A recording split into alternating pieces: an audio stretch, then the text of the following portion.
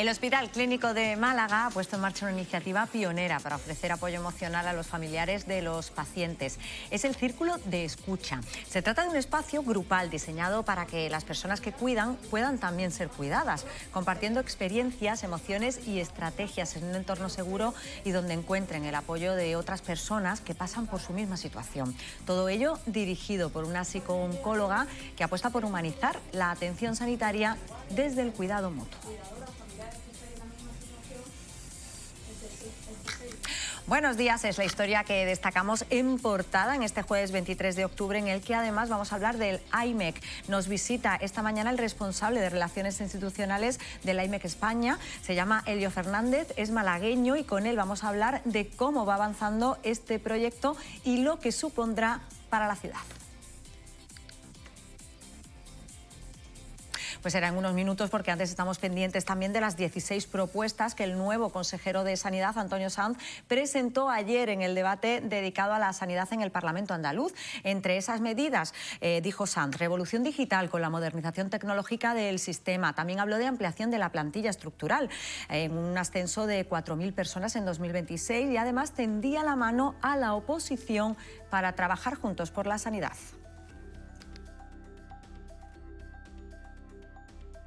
Les tiendo la mano y les pido apoyo. Y le tiendo la mano a los profesionales, colegios, sindicatos, sociedades científicas, entidades sociales aquí presentes para avanzar. Pero soy muy claro, les propongo abrir de verdad una nueva etapa en la gestión sanitaria andaluza. Una nueva etapa sustentada en el diálogo, en la cercanía, en la sensibilidad, en las reformas y en la única prioridad que nos debe merecer a todos, los andaluces y su salud. Por cierto, que la oposición criticó ayer que el presidente de la Junta de Andalucía, Juanma Moreno, no estuviera en ese debate. Un asunto del que hablamos esta mañana con nuestros tertulianos, Claudia Luna Palencia, Antonio González, bienvenidos los dos, buenos días. Buenos días, Paula, encantado de estar con vosotros. Hola, Paula, buenos días. Antonio, además lo incorporamos por primera vez, así que vamos a ser buenas, ¿verdad, Claudia? Claro que sí, con Antonio, para que se sienta muy bien acogido. A ver, 16 medidas propuestas por el nuevo consejero Antonio Sanz. ¿Son las medidas que necesita la sanidad andaluza? Antonio, ¿tú qué crees? Son las medidas que necesita la sanidad andaluza, pero yo creo que son insuficientes. Es decir, tiene que haber un cambio de rumbo político en la gestión de la sanidad pública. Los profesionales de la sanidad pública están literalmente quemados. Es decir, hace falta una dotación de personal mayor en todos los centros de salud, centros hospitalarios, centros de especialidades, y eso a día de hoy no se está dando. Y lo sufren tanto los empleados del SAS como los propios pacientes. Es verdad. Al final ese yo creo que es el principal problema, incorporación de sanitarios, ¿no? Estructural, ¿no? Yo creo que realmente lo que está viviendo Andalucía es la punta del iceberg, pero de toda España, no es un tema en concreto que, bueno, ha salido el tema del cribado del cáncer, por el problema, efectivamente, pero yo creo realmente por la crisis que hemos retrasos. tenido durante muchos años una de nuestras joyas de la corona era nuestro sistema de salud, que ahora está sufriendo una enorme presión demográfica, social, unos cambios tecnológicos, un desgaste económico, la gente que está precisamente dentro del sector de la salud. Entonces yo creo que o enterramos la joya de la corona o realmente la reforzamos para que siga siendo eso, ¿no? Yo creo que lo que hay que hacer es actualizar sobre todo ese sistema para adaptarse a las nuevas circunstancias, que como dices tú, pues tiene un montón de retos. Son asuntos que abordamos esta mañana y que vamos a completar con las imágenes en directo que nos llegan esta mañana desde diferentes puntos de la ciudad. Manu García está esta mañana en el Paseo Marítimo de Pedregalejo, donde ya han comenzado las obras de remodelación, y hoy va a hablar con hosteleros y comerciantes de la zona. Lara Hernández nos habla hoy de la celebración del Día del Patrón de la Policía Local. Hablamos también de sanidad, lo vamos a hacer con Ángela Arias, que ha estado esta mañana en la concentración del Sindicato Médico para denunciar una nueva agresión a un facultativo. Y la última de las historias de hoy nos lleva al Hospital Clínico, donde esta mañana estamos pendientes de ese taller de cuidadores que se lleva a cabo, y allí con ellos está Rocío Carrascal. Son los asuntos, los puntos en directo, todas estas historias que completamos esta mañana hablando de vivienda. Lo vamos a hacer después de que el portal Idealista diera a conocer la cifra de viviendas ocupadas que se venden en Málaga. Sí, ocupadas, pero a la venta. Se venden por menos dinero, claro está. Hoy vamos a hablar de este asunto con Francisco Álvarez. Es el responsable de Derecho Penal del Colegio de Abogados de la ciudad. Un asunto, la ocupación, que protagoniza la encuesta del día. ¿Funciona la justicia cuando una vivienda es ocupada? Vamos a ver qué nos han dicho los malagueños. Pues yo creo que no hay suficiente normativa. Creo que estamos más bien escasos. Haría falta que existiera una ley un poquito más dura. No, leyes no hay ninguna. Y la que hay no se cumple. Tú te imaginas que yo tengo una vivienda y yo la ocupe. ¿Qué tiempo te tiene que quedar? Y si llevo niños chicos, ya ni te lo cuento. Digo que el que tenga 2 viviendas y ahora se meta, y porque ha estado trabajando y tenga 2 viviendas, lo pueda mantener y ahora se la quiten tampoco, ¿eh? Ahora que tenía que hacer más vivienda porque yo tengo mi hija separada y está en mi casa y mi hijo trabajando y no puede pagar un alquiler. Entonces, veo una cosa y otra. Oye, pues lo ha explicado, vaya, estupendamente. Esta malagueña, todos estos asuntos y todos estos argumentos que planteaba ella los vamos a trasladar a la mesa de actualidad. Lo vamos a hacer además coincidiendo con esta campaña, polémica campaña publicitaria que ha puesto en marcha el Ministerio de Vivienda y que imagina a 3 jubilados compartiendo piso en el año 2055. Para muchos supone banalizar un problema como el acceso a la vivienda, sobre todo de los jóvenes, que hoy analizamos en la mesa de actualidad. Vean.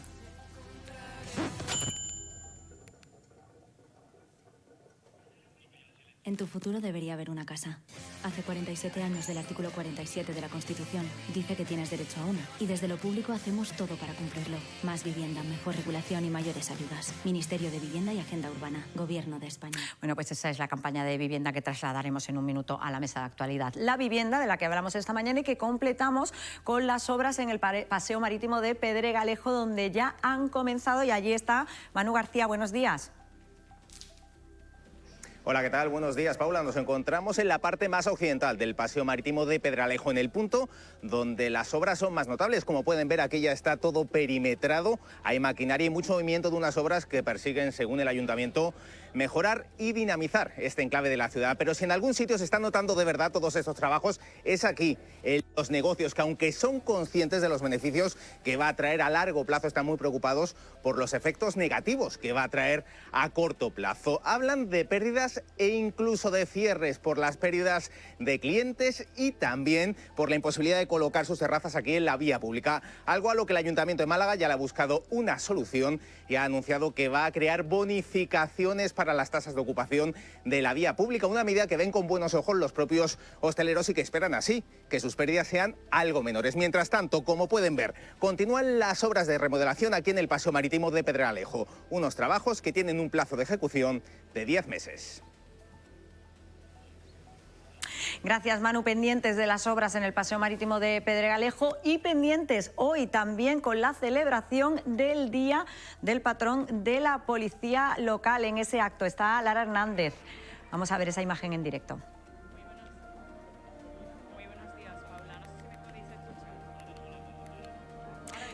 Bueno, pues imagen en directo de la celebración de los actos, coincidiendo con la celebración del patrón de la Policía Local de Málaga. Hoy, por cierto, que también vamos a hablar de los enfermos de ELA y de sus familiares que están protagonizando a esta hora en Madrid. Fíjense, una marcha para pedir al Gobierno que concrete cómo van a poder acceder a esas ayudas que el Gobierno anunció esta misma semana. Rafael Berrocal es malagueño y está allí en Madrid. En un rato vamos a hablar con él. De momento, vamos a escuchar a algunas personas que sufren esta enfermedad. No sé si son 3 de cada 5, 3 de cada 4 personas eutanasias en España son enfermos de ELA. Es una enfermedad durísima en esos tramos finales y hay gente que decide no seguir viviendo de manera libre y hay otra gente que decide seguir viviendo con la asistencia de una máquina para respirar y hay otra gente que decide no seguir viviendo porque no se puede permitir ese coste. Esos 100.000 euros al año, como os podéis imaginar, muy pocas personas lo pueden asumir. Pero estamos esperanzados y positivos, sobre todo porque el concepto del grado 3+ es algo que hemos trabajado mucho en las reuniones con el Gobierno y lo vemos reflejado en ese tuit, y puede ser que esos 500 millones de euros sea suficiente para garantizar esos cuidados 24 horas y esta implementación de un asistente personal. Pues lo decía este enfermo de ELA, para ellos es fundamental la figura también de los cuidadores, de las personas que les acompañan. Hoy Rocío Carrascal nos va a acercar a un taller que se ha puesto en marcha en el Hospital Clínico, en que justamente está dirigido a ellos, a los cuidadores. Buenos días, Rocío. Buenos días, Paula. Buenos días, Málaga. Pues aquí estamos en el Hospital Clínico. Como bien decías, el hecho de cuidar a un familiar, a un ser querido enfermo, es evidentemente un acto de amor, pero también en muchas ocasiones implica un gran problema en lo que un problema emocional se refiere. Esta situación pues la identificó una psicooncóloga de este centro hospitalario y entonces pues decidió crear el Círculo de Escucha. Son unos talleres donde estas personas, la mayoría mujeres cuidadoras, encuentran un lugar en el que poder expresar sus emociones y en el que sentirse escuchadas, algo que normalmente no suelen tener en su entorno. Vamos a estar hoy con ellas porque nos han abierto ese círculo y nos han contado qué ha supuesto para ellas contar con este taller. Todo ello, además, gracias, Rocío, con el sindicato médico otra vez concentrándose para denunciar una nueva agresión a un facultativos. Con ellos ha estado Ángela Arias. Buenos días. Buenos días, Paula. Esta mañana ha sido convocada aquí en el Centro de Salud Alameda Perchel una concentración de médicos por parte del Sindicato Médico de Málaga para denunciar la agresión física que sufrió el pasado 15 de octubre, una facultativa durante una consulta. La médico de familia fue amenazada, abofeteada e insultada por la mujer a la que estaba atendiendo tras negarse a que le recetase un antibiótico que ésta no consideró oportuno. Por ello, con esta concentración desde el Sindicato Médico de Málaga, Teresa Valle recalca que la mayoría de las personas agredidas son mujeres y además pide y exige medidas que resulten más eficientes para garantizar la seguridad de los trabajadores. Gracias, Ángela. La sanidad de la que hablamos esta mañana y que vamos a completar hablando, en este caso, de movilidad. Movilidad a la que hoy dedicamos el dato, concretamente a los 100.000 viajeros más que usaron el metro durante el mes de septiembre. Crecimiento en el número de viajeros, que además es constante. Y es que fíjense, sube el número de viajeros del metro y también continúan los atascos en la Ronda Este. Kilómetros de atasco de nuevo han sufrido los conductores esta mañana, que desde primerísima hora venían desde la zona este hacia Málaga. Un camión averiado en el carril derecho de la Ronda ha provocado atascos en la A7 que más tarde han llegado a superar los 12 kilómetros de retenciones. De hecho, el área de movilidad ponía un tuit también, anunciando un poco que se habían puesto en marcha desvíos con motivo de ese accidente en la A7. Pues esto es lo que nos hemos encontrado esta mañana los que veníamos de la zona este hacia Málaga capital. Un asunto del que hoy vamos a hablar, además coincidiendo con la decisión de la Unión Europea de dar luz verde al nuevo carnet de conducir, que podrá sacarse desde los 17 años. Hablaremos con la Asociación de Autoescuelas para que nos cuenten los detalles. Y hoy vamos a tener magia, como les cuento, magia, de la de verdad. El Círculo de Ilusionistas pone en marcha sus muestras mágicas el próximo 16 de noviembre. Y hoy vamos a tener un adelanto de la mano de Juanca Alarcón y Mago Quero. Asuntos que completamos esta mañana con las portadas de los periódicos locales que ya están viendo aquí a mis espaldas. Empezamos, como siempre, con Diario Sur, que hoy nos cuenta que la empresa de criptomonedas en la que presuntamente invirtió el gerente del candado acumula más de 150 afectados. Además, la foto de portada y el titular es para Los Pinos. Dice: el verano continuo acelera la muerte masiva de pinos en la provincia de Málaga. Es el asunto con el que titulan nuestros compañeros de Sur. Nos vamos ahora a Málaga hoy. Crece la incertidumbre entre los chiringuitos de Pedregalejo por las obras del paseo. Fíjense, noticia además que coincide también con la que está haciendo nuestro compañero Manu García, que nos acaba de contar. La Opinión de Málaga: Sanz lanza una oferta de diálogo a la oposición con 16 medidas, ampliación de plantilla o reformar la bolsa de empleo. Son las medidas que ha presentado la Junta de Andalucía. El Español de Málaga: Málaga toca ya los 600.000 habitantes. La capital de la Costa del Sol suma 20.000 nuevos vecinos desde la COVID. Pues son las portadas de los periódicos locales que completamos como cada día con la previsión del tiempo, que hoy viene marcada por cielos poco nubosos con intervalos de nubes bajas y brumas matinales en la comarca de Antequera, temperaturas mínimas en ligero descenso o sin cambios. Hoy en la capital vamos a oscilar entre una mínima de 22 y una máxima de 31, vientos que soplan flojos a moderados del noroeste.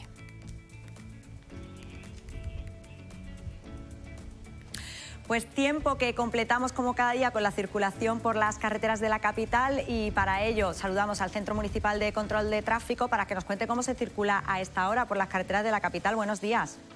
Hola, buenos días. ¿Cómo se circula a esta hora? Bueno, pues de momento tenemos niveles altos, sobre todo retención en la entrada por la avenida Ortega y Gasset, sentido centro, a la altura de la MA20, con motivo de la obra de carril bici.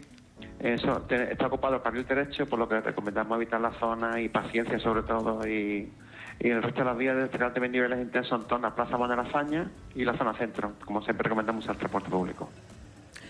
Pues muchísimas gracias, Miguel. A vosotros, buenos días. Tiempo y tráfico que nos sirve como cada día para ir a la entrevista de la jornada. Hoy vamos a recibir a Elio Fernández, él es responsable de Relaciones Institucionales de la IMEC España. Elio. Buenos días. Bienvenido, buenos días.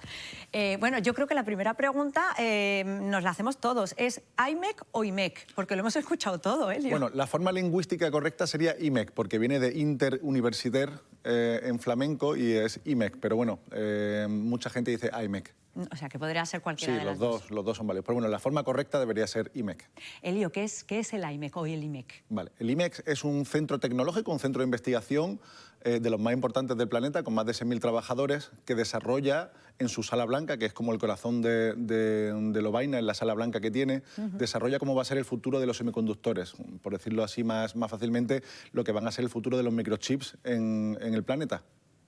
Y eso es lo que vamos a tener aquí en Málaga, porque va a tener también la sede de este centro de investigación, va a tener una sala blanca también. Claro, lo que hace muy importante el proyecto de Málaga es que también vamos a tener una sala blanca y es la primera vez que IMEC va a tener en sus manos una sala blanca fuera de Lovaina, que es donde tenemos la nuestra. Entonces va a ser la primera sala blanca que IMEC va a operar fuera de Bélgica.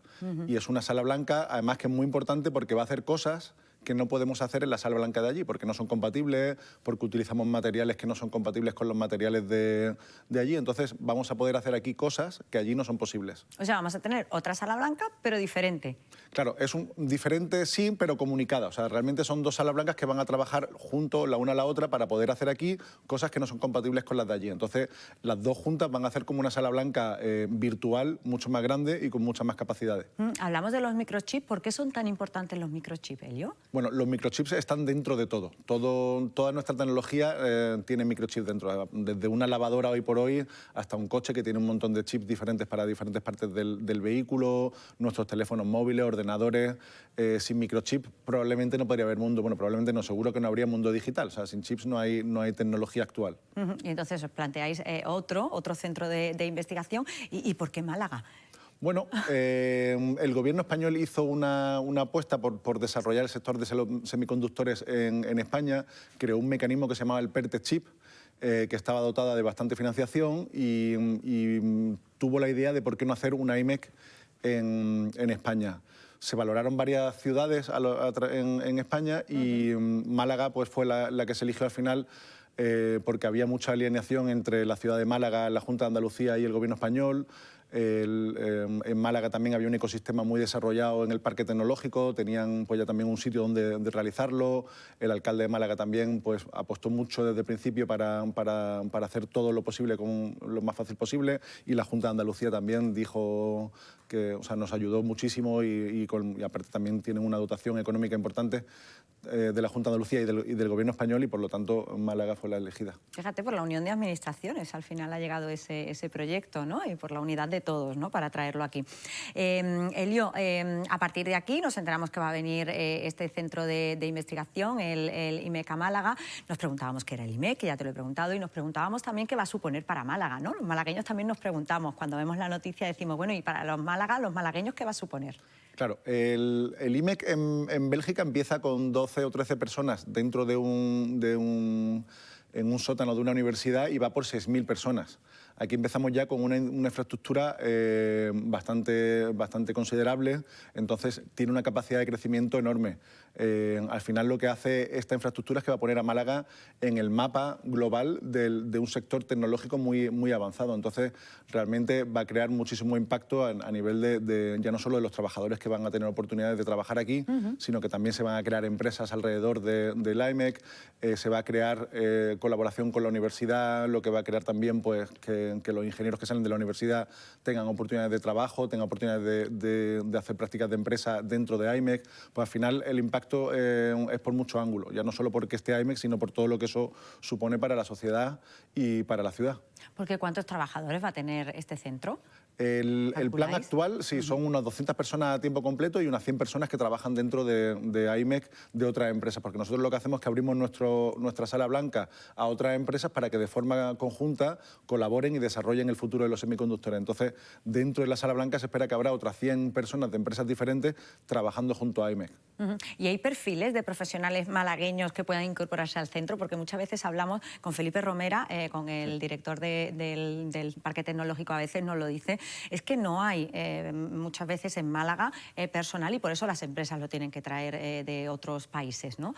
¿Hay profesionales en Málaga para incorporarse a ese centro de investigación? Sí, de hecho hay ya varios contratados malagueños.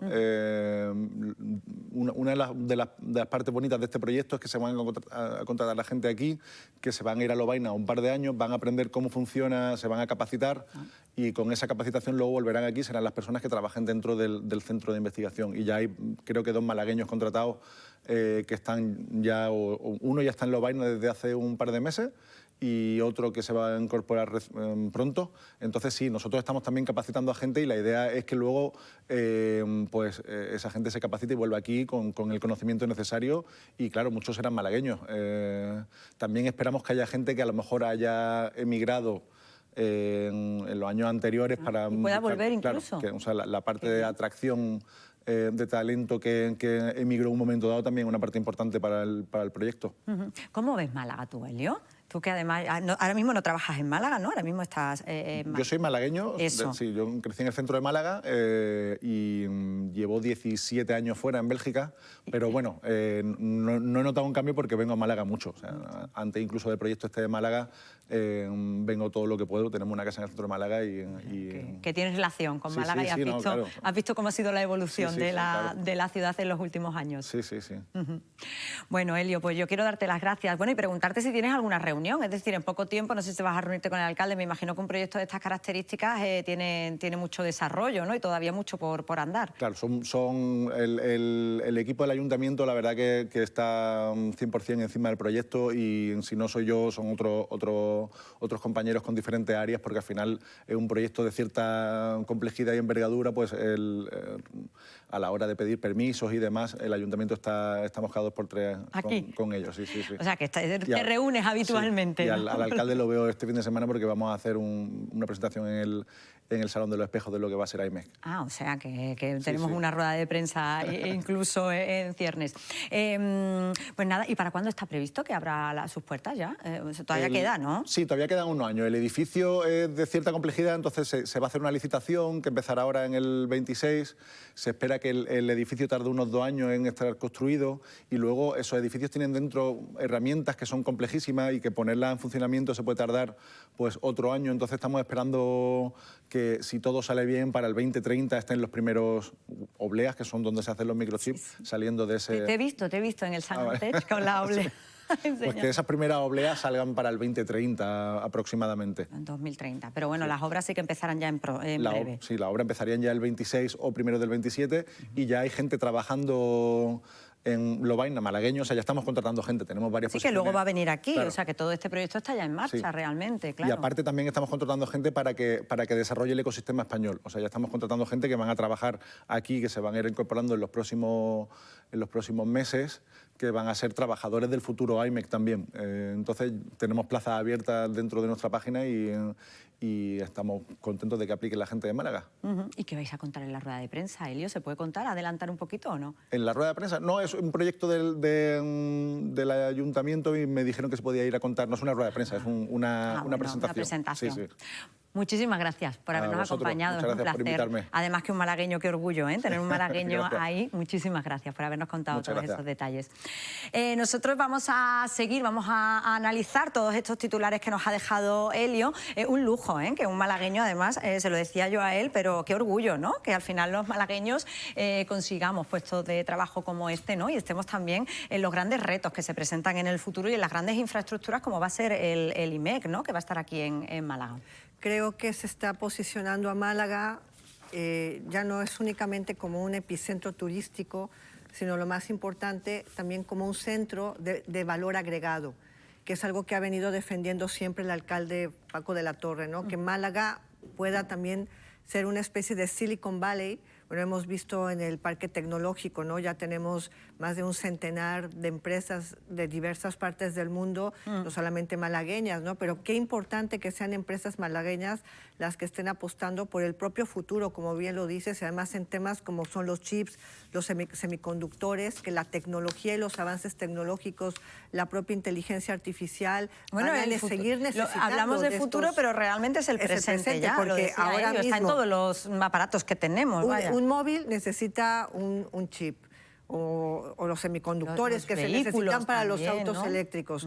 Entonces, eso está muy bien porque dependemos mucho de lo que se le compra a China. Ahora China está poniendo trabas a estas exportaciones y, bueno, también tendríamos que ver la otra parte, que vamos a necesitar tener tierras raras, ¿no? Para no depender de China, ¿no? Coincido con lo que ha comentado la compañera Claudia. El Parque Tecnológico de Andalucía, ubicado en Málaga, está a la vanguardia.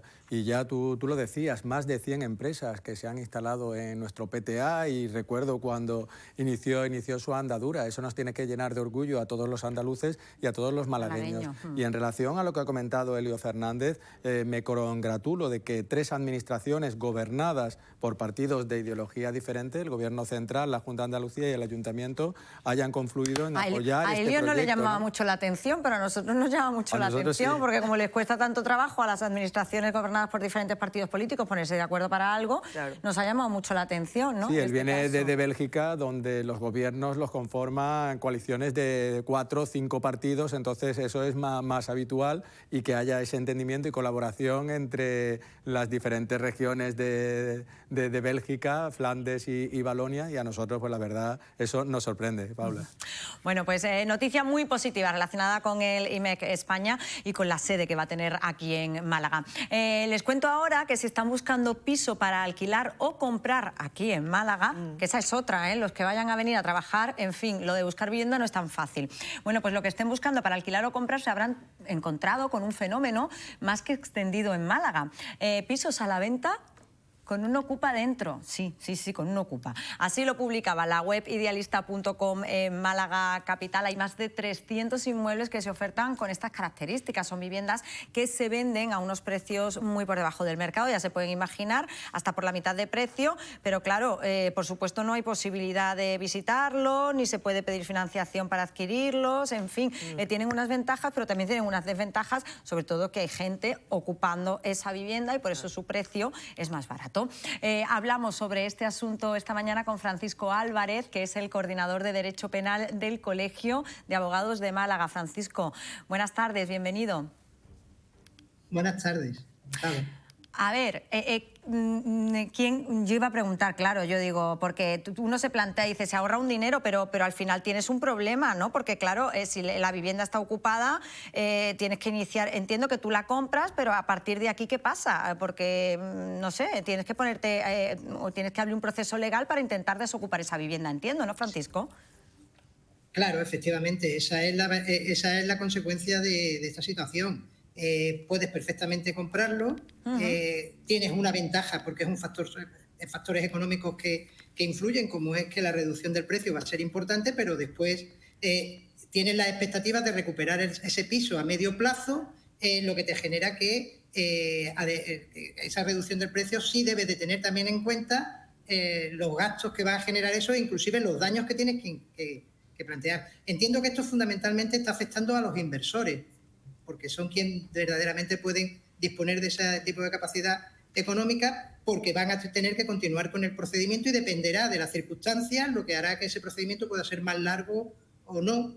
en cuanto a esa disposición. Es verdad que a medio plazo vas a disponer de esa vivienda y por eso esa reducción del precio, que me imagino que son los propietarios que puedan estar acuciados por esa situación o una situación económica precaria que les lleve a reducir de forma importante la venta también de sus pisos.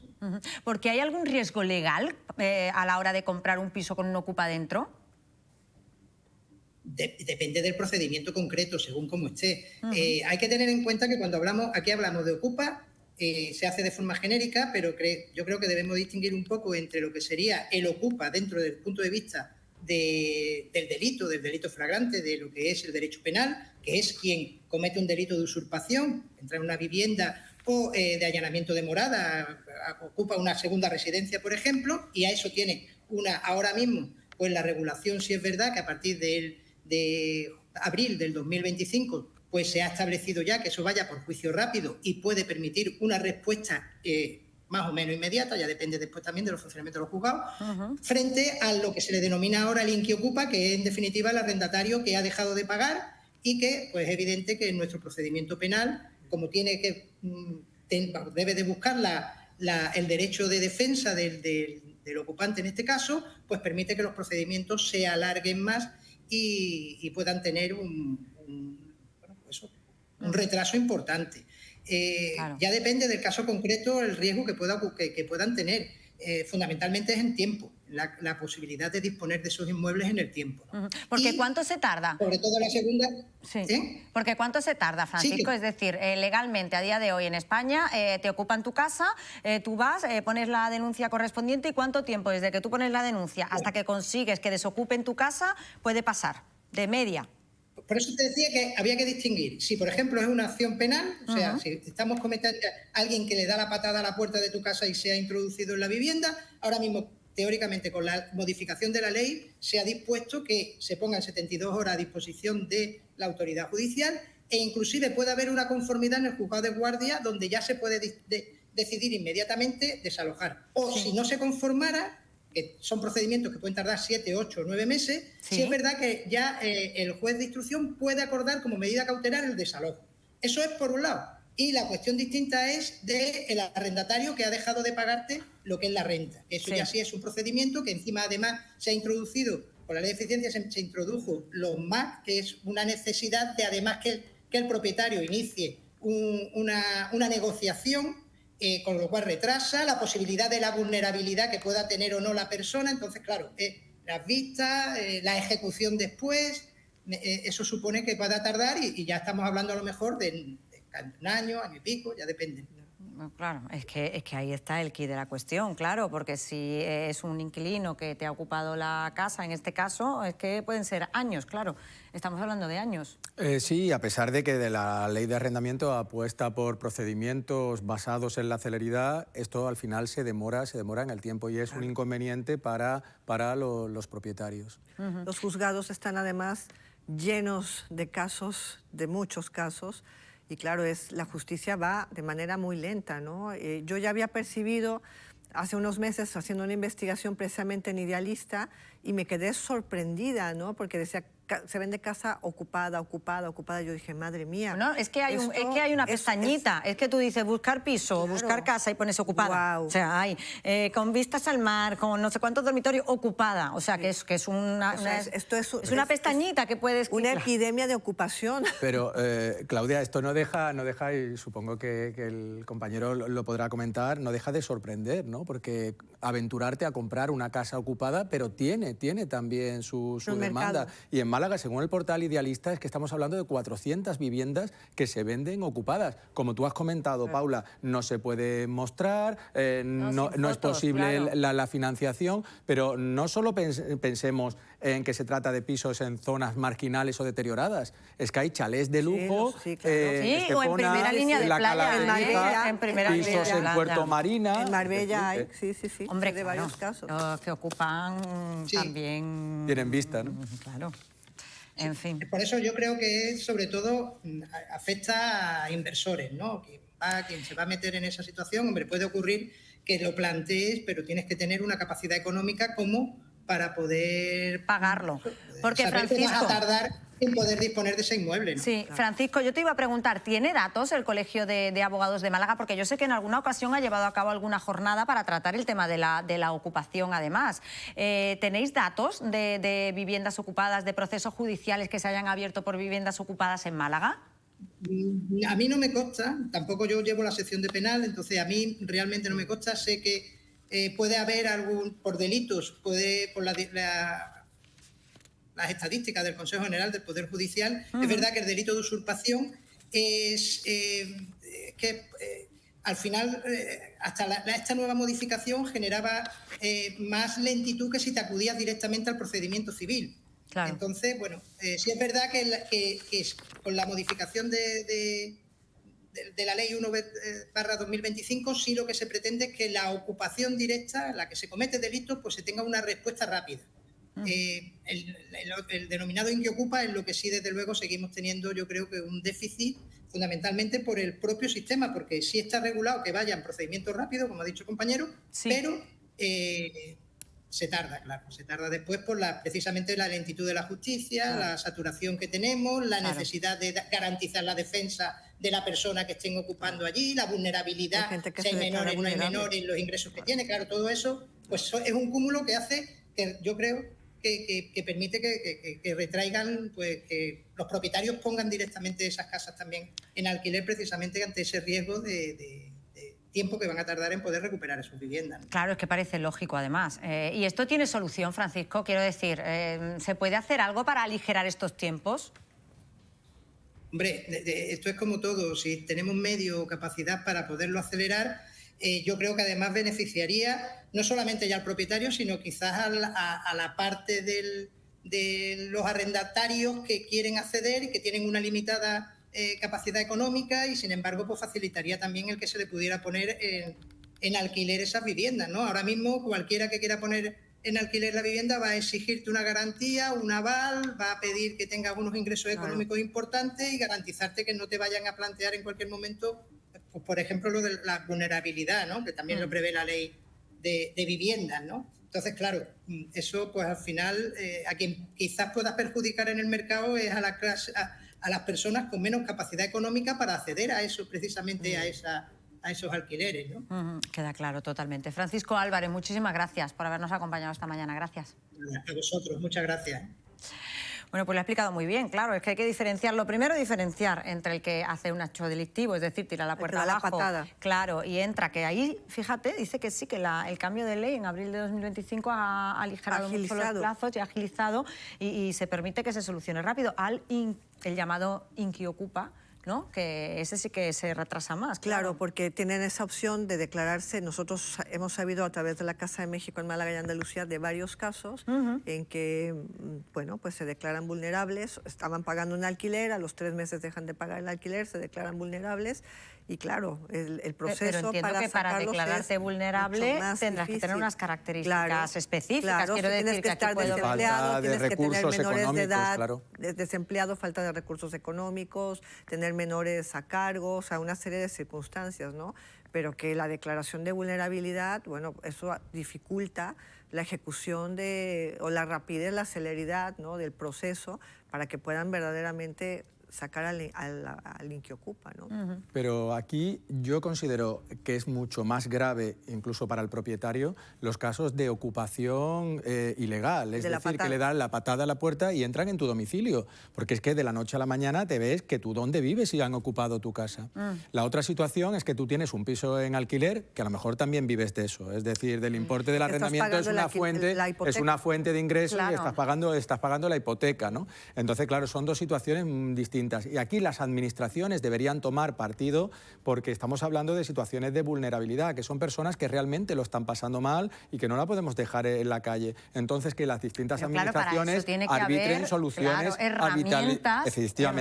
herramientas para esa solución habitacional, ¿no? Claro, al final, que den respuesta, ¿no?, a esas personas vulnerables que verdaderamente están en una situación y generar esa seguridad y certeza jurídicas, ¿no?, tanto para inquilinos como para propietarios. También todo eso está generando mafias, o sea, hay mafias de la ocupación, esto también hay que decirlo. También, la Junta de Andalucía además daba ayer datos que se usan como narcopisos y que además, o sea, le están cobrando ¿no? O algo al que le han dado la llave para que entre a ocupar esa vivienda, ¿no? Y que luego también entra un proceso de extorsión, porque le dicen también al dueño de esa vivienda, bueno, si quieres que te la desocupe, dame 10.000 euros o dame 12.000 euros, ¿no? O sea, es muy complejo, ¿no? Tantos casos que hay.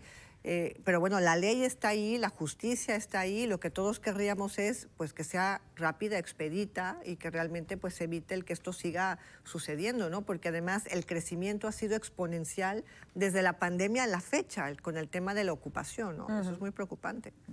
Lo que está claro es que el acceso a la vivienda, sobre todo para los jóvenes, es un problema y cada vez además se está agudizando por la falta de vivienda, tanto libre como de protección oficial, porque es verdad que hay una escasez de vivienda. Esta semana además asistíamos a una cierta polémica después de que el Gobierno, el Ministerio de Vivienda, publicara un anuncio en el que 3 jubilados pues seguían compartiendo piso después de todos esos años. Es verdad que el objetivo de la campaña pues era de alguna manera decir que el Gobierno pues está trabajando en este problema que hay del acceso a la vivienda para dar soluciones, pero en cualquier caso en redes sociales sí que surgían muchas voces. Ahí estamos viendo el anuncio. Vamos a ver el principio. Luis, otra vez, 30 años dejándote los calzoncillos en el baño. Esta noche voy a traer a alguien a casa. ¿Me dejáis el salón?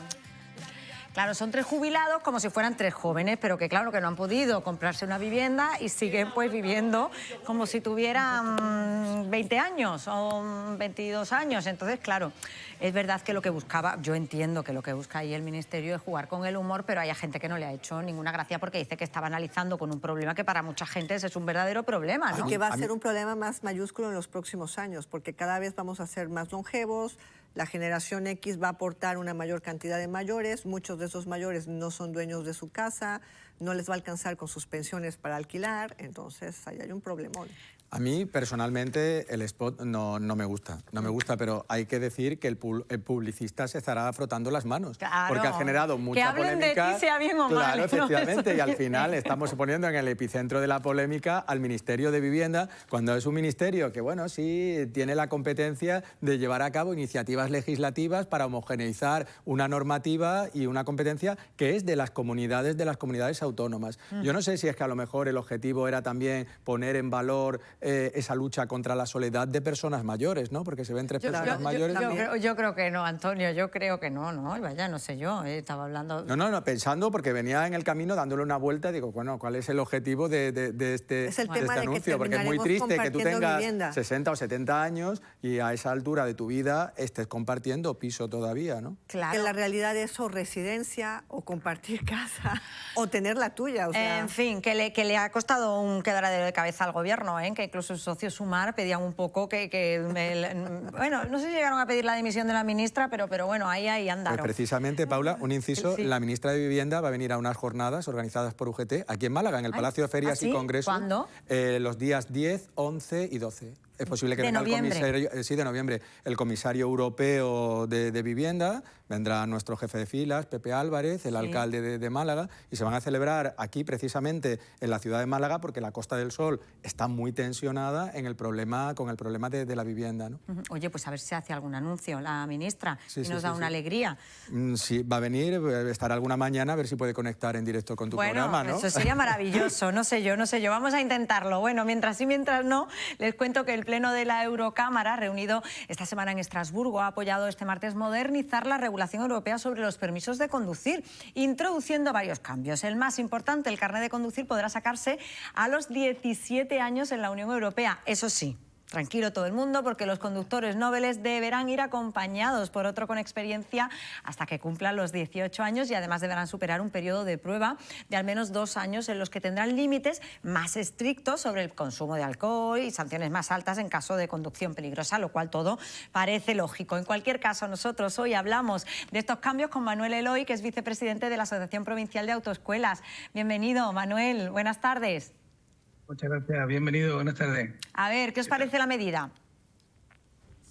Bueno, pues es un avance más de lo que se vienen produciendo, puesto que esto es una cosa que está en constante cambio. Si bien es cierto, la edad más temprana yo creo que también requerirá de mayor concienciación por parte de los jóvenes y en la educación de ellos. Puede servir un poco también de que adquieran experiencia junto con alguien que ya conduce anteriormente.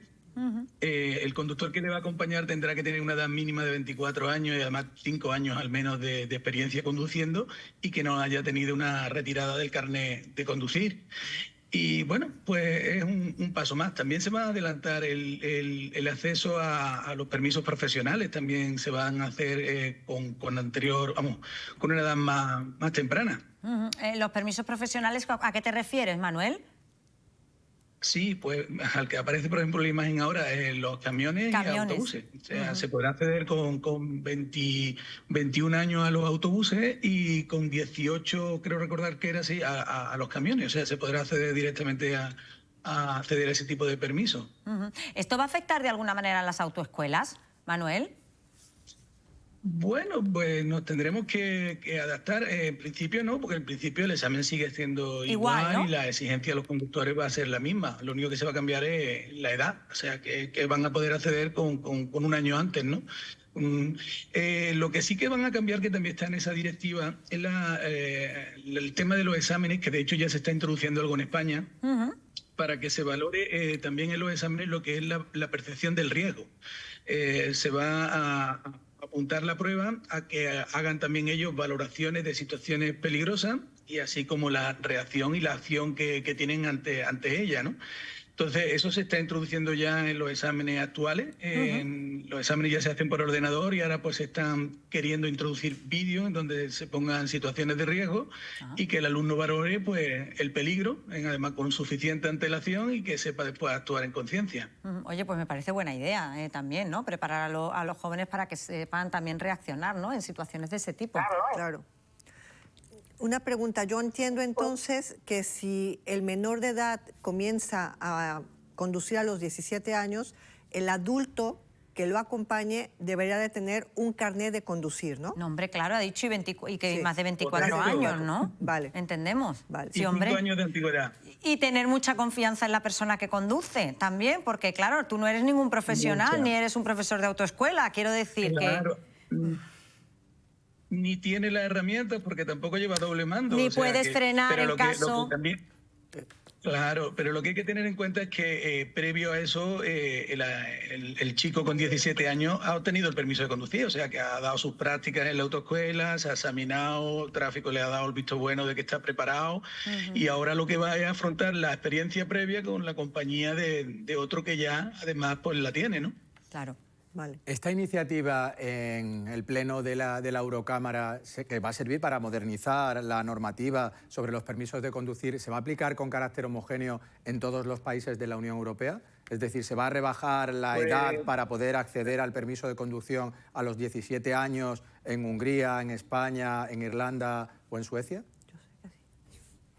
Pues no lo sé, porque esto simplemente es, como bien ha dicho, una directiva que además nos dan 3 años para adaptarnos y después cada país lo adaptará un poco pues a su manera y a su forma de ver. Entonces no sabemos en el resto de países cómo será. De hecho, lo de la conducción esta previa de 17 años en Francia ya se está haciendo hace bastante tiempo. Sí, yo sé que sí, la Y Unión Europea el ha carné, dicho que para los carné 17. además, que va a servir, ¿no?, para toda la Unión Europea y que se puede llevar en el teléfono móvil, he leído también, Manuel, creo. Sí, exactamente. De hecho, la idea es darle prioridad a eso. O sea, a partir del 2030, el carnet físico que pase ya a segundo plano. Ya a día de hoy tenemos el carnet de conducir en la aplicación Mi DGT, que además yo animo a que os la instaléis todos, porque además nos tendrá informado de cualquier cambio, de cualquier pesquisa, cualquier cosa que nos pueda interesar con referencia a esto. Y ahí va incorporado el permiso de conducir. Bueno, lo que pasa es que a día de hoy solo es válido en territorio español, ¿eh? Y ahora pues esto lo que va a ampliarlo es a todo el territorio europeo. Claro, a toda la Unión Europea. Manuel, ya que estás aquí, para preguntarte por los examinadores, por la situación, que siempre vamos, que siempre, claro. Se me ha puesto la piel de gallina. Claro, es que yo lo sé, Sí, que siempre estáis ahí, ¿eh?, en el límite. Sí, totalmente, totalmente. Y además, ahora es que estamos especialmente casi peor, porque tenemos muchos examinadores que están de baja, algunos que están con las vacaciones todavía que le quedaban por disfrutar, y encima tenemos la presión de que los chicos empiezan ahora los institutos, los colegios, y quieren quitarse el carné antes y no hay capacidad. Estamos totalmente taponados, o sea, no podemos sacar a los alumnos a examen después de prepararlos porque no hay examinadores. ¿Cuánto tarda, más o menos de media, para que presentarte al examen? Pues estamos hablando de 3 meses, 2-3 meses. 2-3 meses, y entonces pues claro, se nos meten las navidades y ya se nos mezcla el hambre con las ganas de comer. Bueno, esperemos que mejore. Siempre te digo lo mismo, pero no veo yo mucha mejoría. No sé yo si Tráfico lo tiene en mente. Igual, sí. Pues ahí sigue igual la cosa. Y ahora tenemos otro problema que ya también de camino aprovecho rápido y os lo cuento, y es el tema de que en las comarcas se hacen los exámenes de teórico a día de hoy escrito en papel. ¿Sí? Y va a pasar a ser obligatorio hacerlo por ordenador. Y para eso ellos tienen que instalar pues el sistema, ¿no? El problema es que en muchos ayuntamientos se está cerrando la puerta a eso. Como aquí andamos con la guerra política que al final pagan los ciudadanos, algunos pues como es un tema de la DGT que es del Estado y el otro es un tema municipal, pues ahí estamos encallados. Así que a ver por dónde salen los tiros, porque tenemos ahora prevista precisamente una reunión con el delegado de gobierno, a ver si podemos hacer que los alumnos que viven en las comarcas se puedan examinar en sus comarcas y no tengan que desplazarse a la capital para tener que hacer un examen de teórica. Claro, ¿y cuándo va a ser esa reunión, Manuel? Pues lo tenemos ahora mismo en el candelero, no te puedo decir exactamente, pero en breve, de hecho ya se ha solicitado y todo. Bueno, pues estaremos pendientes también de esa reunión a ver si se da solución. Manuel Eloy, muchísimas gracias por habernos acompañado esta mañana, gracias. Gracias a vosotros por haceros cargo de nuestros problemas, gracias. Bueno, pues la situación que viven las autoescuelas en Málaga, que convive esta mañana también con ese curso, ese taller que se está dando para las personas cuidadoras. Qué importantes son las personas cuidadoras también de las personas enfermas. Se les está dando un taller también en el Hospital Clínico, y nuestra compañera Rocío Carrascal ha estado con ellos. Hola de nuevo, Rocío. Hola de nuevo, Paula. Pues estamos aquí en el Círculo de Escucha. Ese nombre tan bonito lleva detrás un proyecto más bonito todavía. Es el lugar en el que se reúnen todas esas personas que cuidan, que se dedican a cuidar a los demás, a familiares, incluso, bueno, pues amigos también en muchos casos, y que se reúnen aquí, que se reúnen en el Hospital Clínico, pues para hablar de las cosas que les interesan, de las cosas que les preocupan, para escucharse unos a otros, y todo esto gracias a la labor, que ha sido su creadora, de la psicooncóloga Silvia García. Muy buenos días. Muy buenos días. Bueno, lo primero, muchísimas gracias a vosotros por abrirnos este círculo de confianza que tenéis, dejarnos a Canal Málaga pasar aquí un ratito con vosotros y contar esta aventura tan bonita en la que te has metido, y cómo fue esa idea, cómo surgió. Bueno, antes de nada, muchas gracias a Canal Málaga por la oportunidad de dar visibilidad, como decía, a esta actividad tan necesaria, ¿no? Pues ¿cómo surgió? Pues yo llevo contratada en el servicio de hematología desde hace 2 años y medio aproximadamente. Empecé dando atención psicológica, pero vi que faltaba algo, que aunque yo pudiese llegar a dar esas pautas, a hacerle sentir comprendida y tranquilizarla y darle fuerza, el grupo es muy poderoso, el poder del grupo es brutal, y son situaciones en las que a veces eso, te sientes muy sola, puedes estar rodeada de familia, de amigos, pero sentirte sola. Entonces, ¿quién te va a entender mejor que alguien que está pasando por la misma situación, ¿no? Y indagué un poco sobre lo que era el círculo de escucha, porque no quería que fuera terapia grupal, no quería yo ser la protagonista, entre comillas, o dirigir yo la sesión, quería que fueran ellas las que, o sea, los cuidadores, los familiares los que compartiesen los que tuvieran eso, el testigo y el protagonismo, ¿no? Que es lo que hace falta ahora mismo. Y bueno, eso yo digo que es como un complemento a la terapia, es una actividad social para crear, bueno, por un lado para expresar sentimientos, que como digo a veces es difícil en el día a día, pero también para crear una comunidad, un vínculo, una pequeña familia para eso, para las personas que en su día a día, ya sea porque no lo tengan o porque actualmente, o sea, la actualidad tampoco te da mucha tregua, es decir, no tenemos mucho tiempo libre en el día a día como para tomar un café, y menos si estás cuidando, porque a veces también se sienten hasta culpables por estar haciendo una actividad de descanso que a lo mejor su familiar, el paciente, no puede hacer, ¿no? Entonces, bueno, aquí tienen el cafelito y tienen la compañía. Sí, porque además o sea, la confianza se ve desde el primer momento, ¿no? Se quiere establecer, bueno, pues eso, una terapia un poco especial, con su desayuno y además sentados alrededor, podríamos decir, casi de la mesa camilla. Oye, pues eso siempre ayuda a la hora de poder expresarse. Sí, yo digo que no es terapia, pero es terapéutico, es decir, y... Sí, siempre llegan como muy tímidas porque al final no estamos acostumbradas a abrirnos con alguien que no conocemos, ¿no? Es una situación en la que te muestras muy vulnerable, pero solo hay que ver el antes y el después de cómo se relajan, que terminan eso, dándose abrazos y considerándolo su pequeña familia, ¿no? No todas pueden venir todos los días, pero cuando vienen, pues eso, se reciben con los brazos abiertos. Es muy importante la humanización del hospital. En general, bueno, pues es la tendencia que hay ahora mismo ya cada vez más en estos centros sanitarios, ¿no? Una cosa, bueno, pues es dar el servicio evidentemente médico que hay que dar, pero se puede dar de otra manera. Sí, sí, claro. Yo creo que todavía hay mucho potencial. Hay muchas actividades que se pueden dar para dar soporte tanto a nivel formativo, porque cuando una empieza a cuidar, a no ser que tenga experiencia previa, normalmente empieza a ciegas, se sienten muy perdidas, pero bueno, eso lo dirán ellas ahora, y agradecen eso, el tener espacios donde formarse o donde recibir unas pequeñas pautas, ¿no?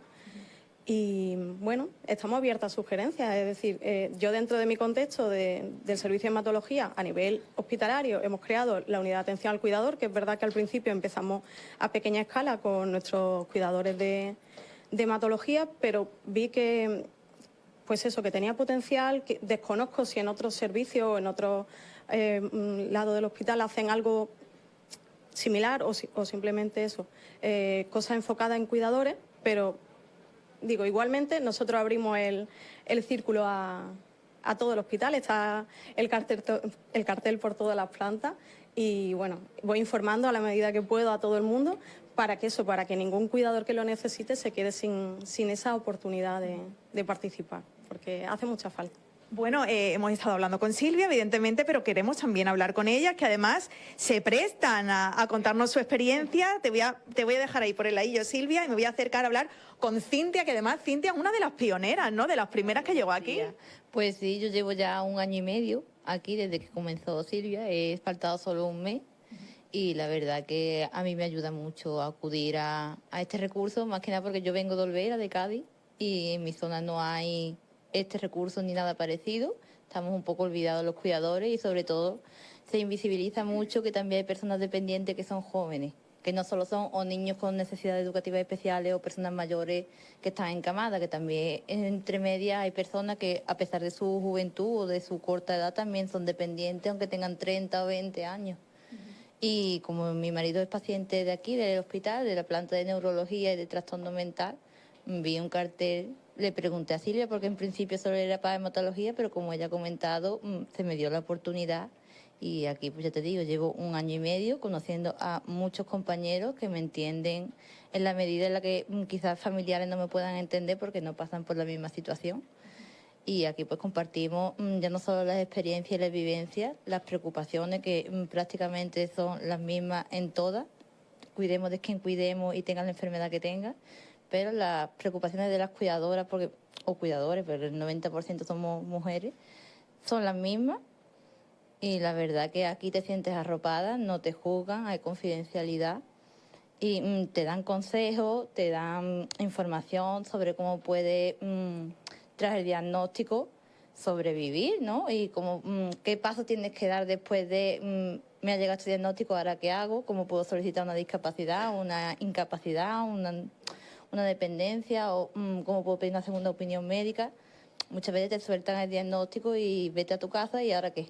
Y aquí, pues la verdad que compartimos este tipo de información que quizás no nos llega desde otro lado. Esa ayuda es súper importante porque además es algo a lo que se enfrentan muchísimos de esos cuidadores, como bien dice Cintia, el diagnóstico y después del diagnóstico que incluso pues eso, a la hora de moverse con el papeleo, pues en este caso pues se puede ayudar mucho en este sentido. Toñi Romero, ¿qué tal? Muy buenos días. Buenos días. ¿Qué ha supuesto para ti el tener la oportunidad de optar a participar en ese grupo? Yo no me lo creía. Al principio yo le pedí a la hematóloga que lleva a mi marido que si veía conveniente que viera una psicóloga, porque ya no podía más.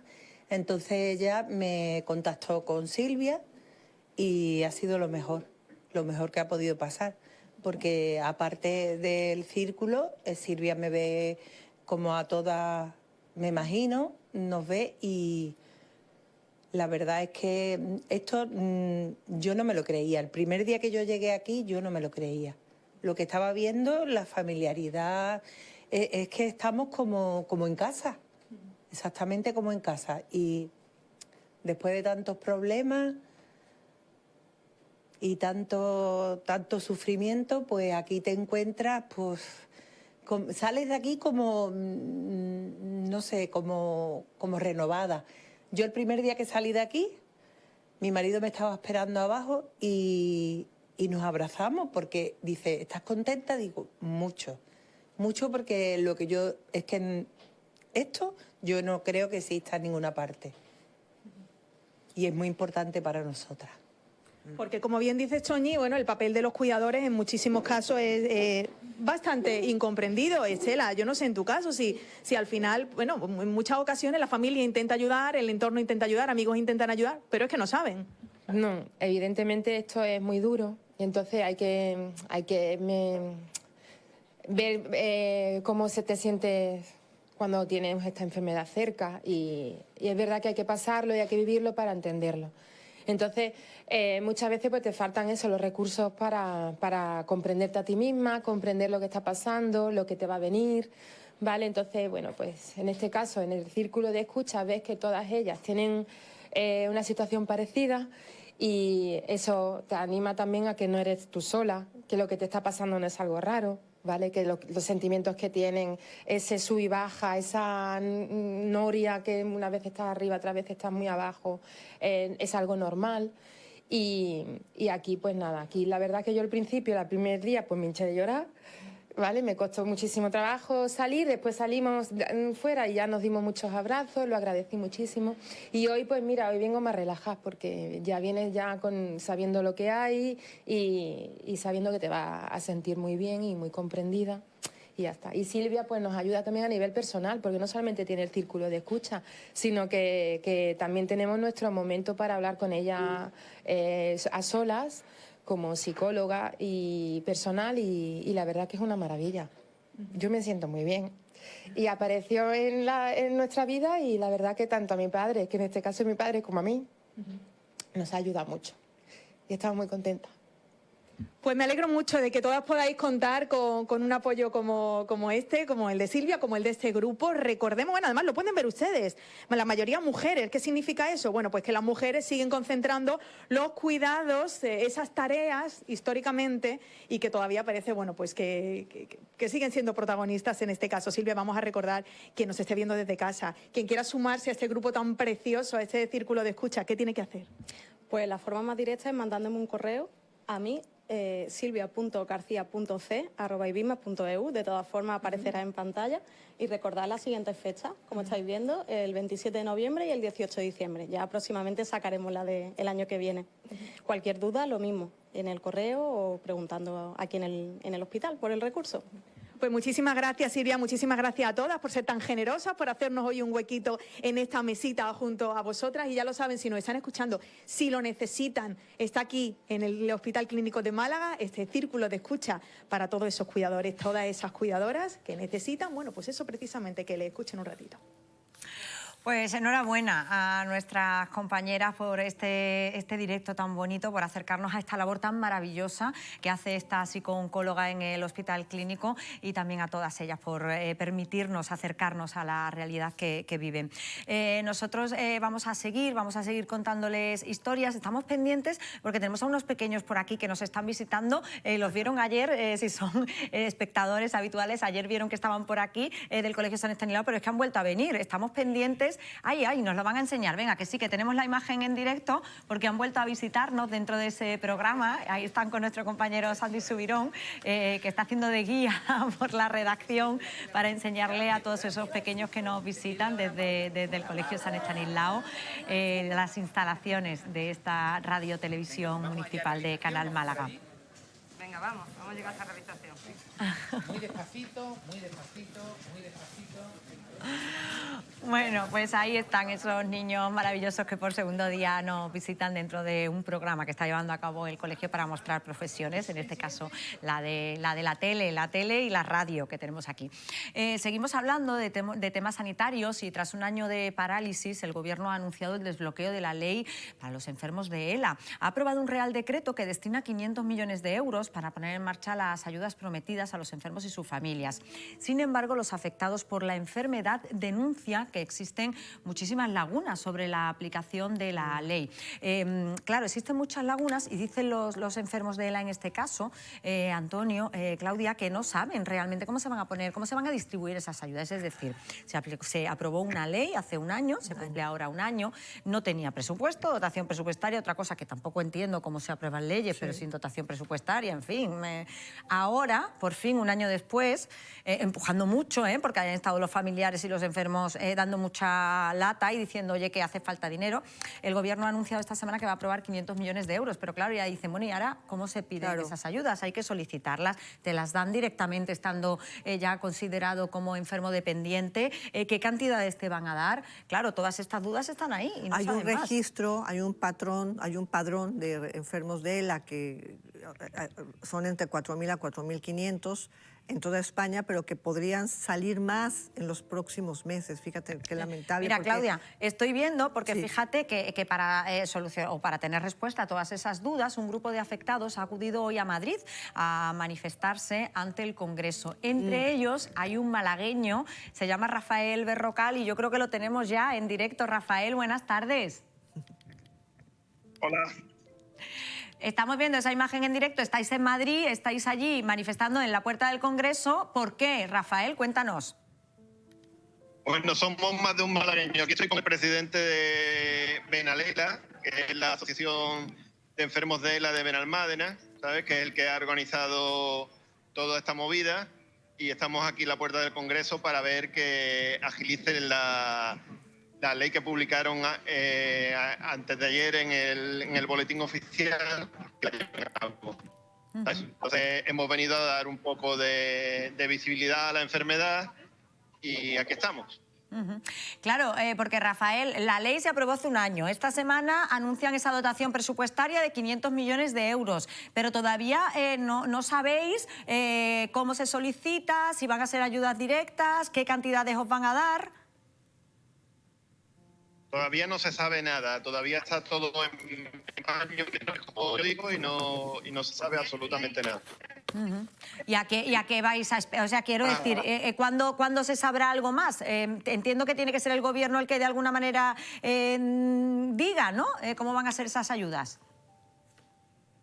Claro, el Gobierno y parece ser que es el 50%, el Gobierno y el 50% de las comunidades autónomas. Ahora tienen que ponerse de acuerdo entre unos y otros y ver si realmente el dinero llega a los afectados. Ese es el verdadero problema. Que muchos afectados todavía no han visto ni un duro y muchos de ellos están en una situación muy triste, necesitando ventilación asistida y no pueden vivir, estando en una cama con necesidad de 4 o 5 asistentes al día. Y eso no hay familia que lo pueda resistir. Rafael, ¿tú cómo estás? Si no me equivoco, te diagnosticaron hace un año, Ela, y a día de hoy, ¿cómo estás? Pues yo estoy bien, yo tengo buen ánimo, es lo importante. Tengo el problema que la pierna izquierda no puedo andar con ella, entonces voy en silla de ruedas y la mano ya también tengo problemas en la mano. Pero ahora sí puedo hablar. Mi compañero Juan tiene más problemas de hablar. Sí.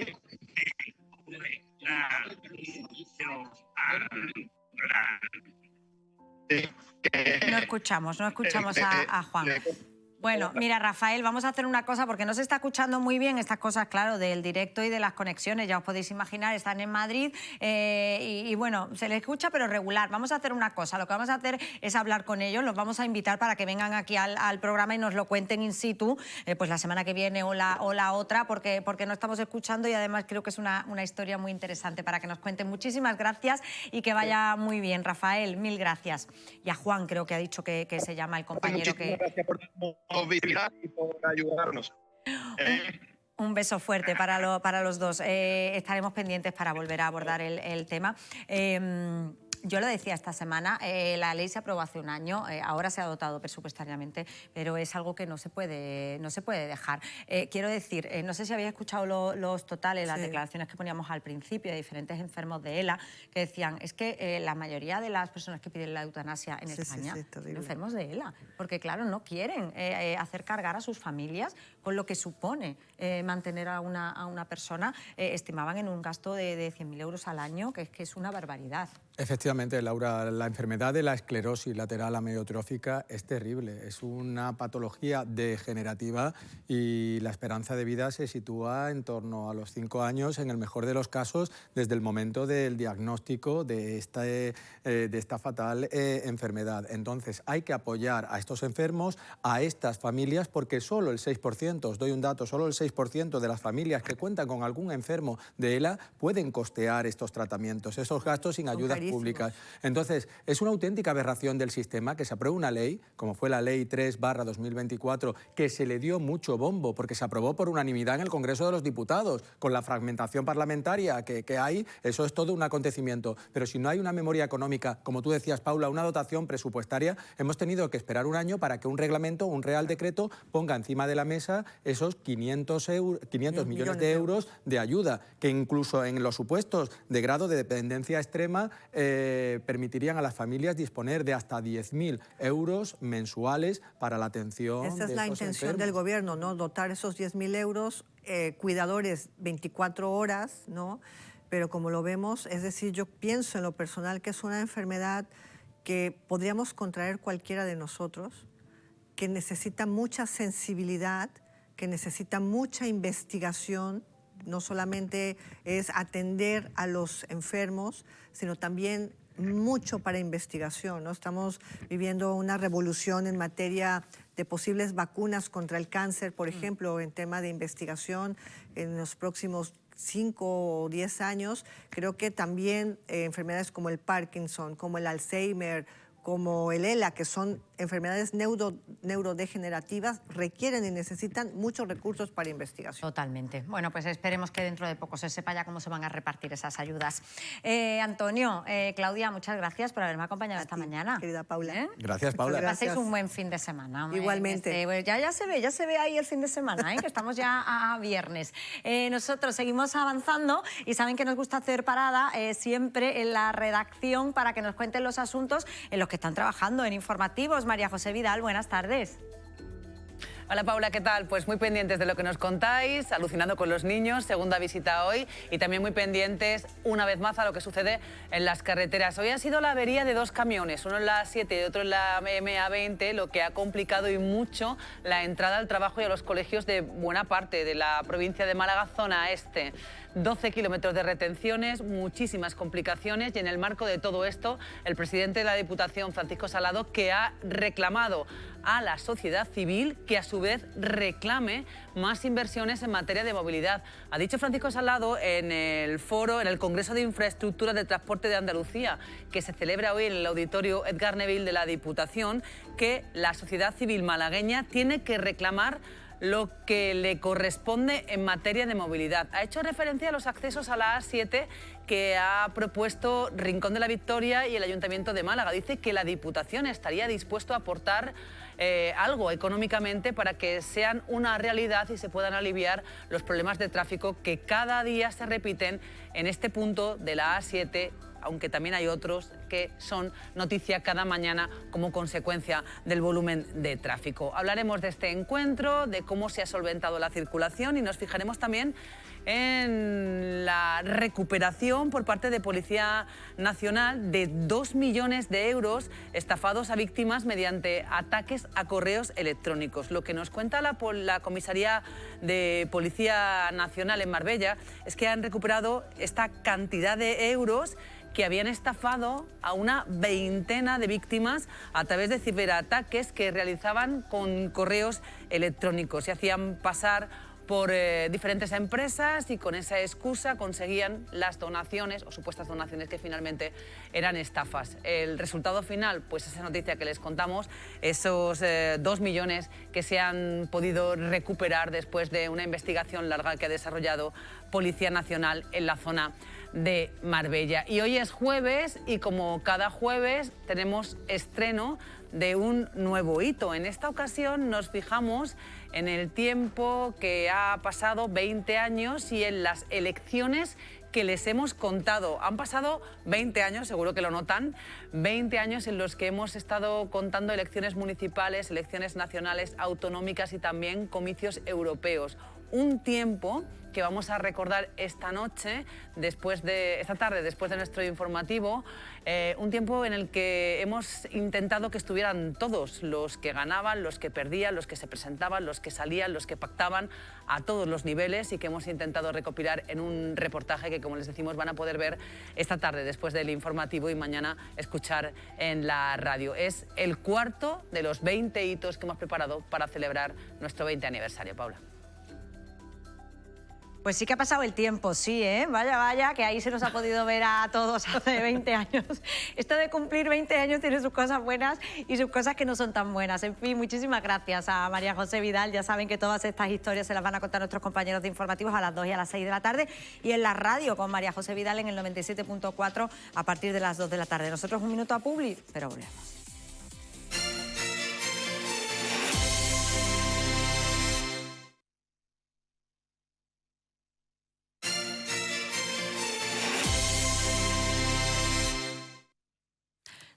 y 51, faltan 9 minutos para la 1 de la tarde. Seguimos en directo, están viendo Málaga aquí ahora. Somos el magazín de la televisión municipal de Canal Málaga y nos vamos a trasladar ahora al Museo Carmen Thyssen para mostrarles la exposición Telúricos y Primitivos.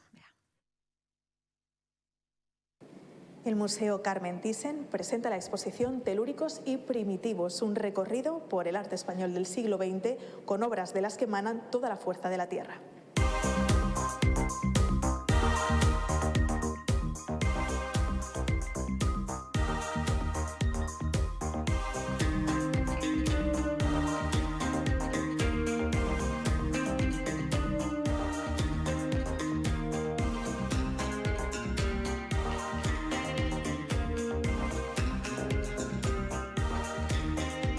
Pues esta idea parte de un deseo del equipo del Museo Carmen Thyssen Málaga de investigar, profundizar en una nueva manera de relatar capítulos del arte español. Porque el Museo Carmen Thyssen Málaga siempre tiene el deseo de aportar a la historiografía de nuestro arte más reciente, bueno, del siglo XX y del XIX. Surge, aunque las exposiciones a veces van tomando forma mientras que se están produciendo, pero surge la idea de contar la historia de la abstracción española. Hemos estado haciendo varios proyectos sobre Juana Francés, sobre miembros del grupo El Paso. Estuvo por aquí Rafael Canogar también presente en esta exposición. Y ahí es donde nos damos cuenta de que existe un hilo conductor entre todos ellos, entre autores de diferentes partes del país, desde las islas hasta el norte, hasta el País Vasco. Un hilo conductor que es el de la tierra, lo vernáculo, lo geológico, la materia, el signo, la interpretación de esos signos, y de ahí surgen estos dos conceptos de lo telúrico y lo primitivo. Ha sido trabajado por los comisarios de la exposición, Bárbara García y Alberto Gil, y está dividida en esos dos capítulos, en esos dos grandes conceptos. El montaje, aunque es una exposición de arte informalista y de abstracción, convive con obras que no son abstractas, que tienen iconografía, ¿no? Y es bastante intuitivo, de manera tal que público que no esté familiarizado con este tipo de obra puede entenderla simplemente visitando la exposición. No es un relato cronológico rígido, sino que se ha roto para hacer dialogar obras de arte de otros momentos con las de tiempos anteriores, para así demostrar cómo este hilo conductor de inspiración para todos estos artistas tan diversos, entre los que están algunos de los maestros más importantes del siglo XX español. Hay un hilo conductor común en esa creatividad, en el uso de la materia, en un concepto también magicista de la naturaleza, en el protagonismo de la naturaleza y en una gama cromática parda vinculada a los tonos bien tierra o geológico como de las rocas, ¿no? Eso es algo que singulariza al arte español de este tiempo frente a otras expresiones de otras latitudes, y yo creo que eso es lo que quiere contar con cierta originalidad esta exposición. Es además una exposición con una obra muy bien seleccionada, cedida por algunos de los museos y colecciones privadas más importantes de nuestro país, desde el Reina Sofía, el Museo de Bellas Artes de Bilbao, la colección Mafre, Iberdrola, el Museo Goya de Zaragoza, colección Ibercaja. Son numerosas las instituciones a las cuales le agradecemos, por supuesto, su colaboración, y que nos han permitido pues ensamblar, ¿no?, o llevar a cabo este gran mosaico de obras distintas pero unidas por ese hilo sutil que explica cómo en un momento determinado la naturaleza es protagonista, probablemente en búsqueda de un paraíso no mancillado por la civilización.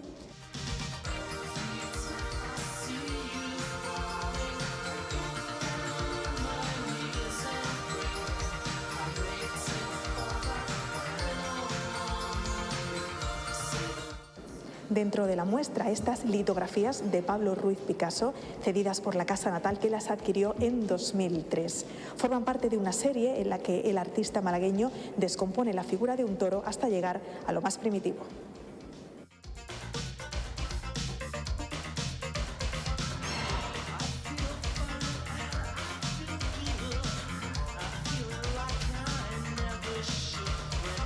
No es un vínculo iconográfico, no es un vínculo de estilo, de hecho hay muchísimos estilos, no es tampoco temático, que es mucho más un concepto interior, aunque cada uno aporta su lugar, su tierra, su visión, es mucho más un concepto interior que un concepto de estilo.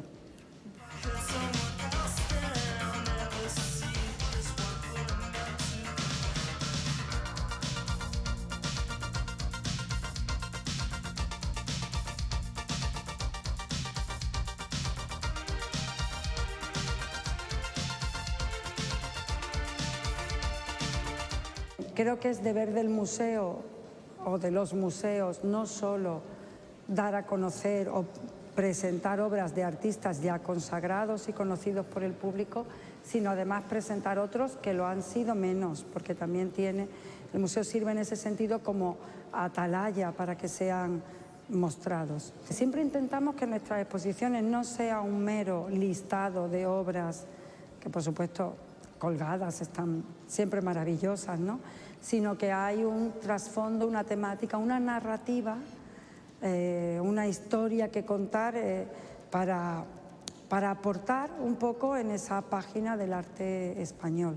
Y creo que en esta ocasión esa es parte de la historia, no solo el venir y contemplar obras que por su materia, por su idea de mostrarnos cómo es la lava de un volcán, como ocurre con César Manrique, o cómo es la tierra con briznas de paja, como ocurre con la obra de Guinovar, también maravillosa.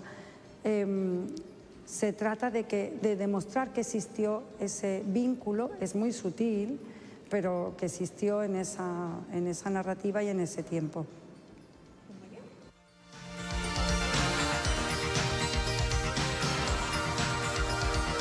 Que van a poder ver hasta el 1 de marzo del año que viene, así que todavía tienen tiempo para poder visitarla.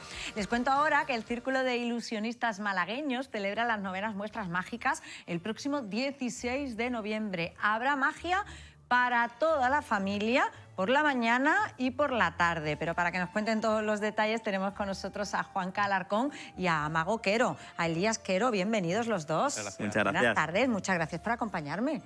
Oye, que tenéis esas jornadas ya ahí en puertas. Cerca. Muy cerquita. Sí, y han venido aquí a hacernos un poquito de magia, que ya saben que nos gusta mucho, nosotros que somos muy aficionados a la magia. Y a ver, contadme, ¿qué vamos a hacer? A ver. Bueno, la primera pregunta es sencilla. Tú ves esto aquí, una baraja, un rotulador. ¿Puedes hacerte una idea un poquito de lo que haríamos? Sí. Una carta la pintamos, ¿no? Una carta la pintamos, pues vamos a cambiar un poco lo clásico, ¿no? Esto va a ser para después. Lo vamos a dejar por ahí. Bueno, ahí está. Pues venga.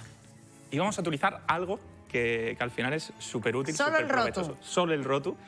Pero tiene una historia, ¿no? Y es cuántas veces un rotulador nos ha salvado para muchos tipos de casos, ¿no?